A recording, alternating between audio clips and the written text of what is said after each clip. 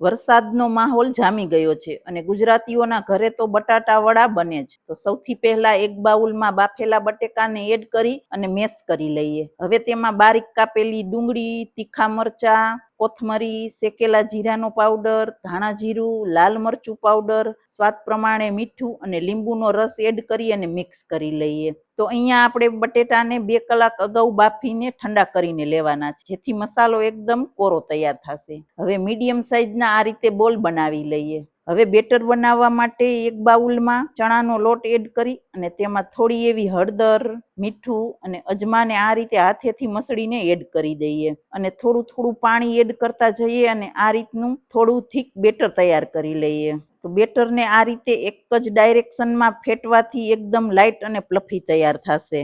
તેમાં 1 ચપટી ખાવાનો સોડા અને ઉપરથી લીંબુનો રસ એડ કરી ફરીથી મિક્સ કરી લઈએ. હવે તેલને ગરમ કરવા માટે રાખી દઈએ અને બેટરમાં મસાલા બોલને એડ કરી અને ગરમ તેલમાં મીડિયમ ગેસ પર સરસ રીતે તળી લઈએ.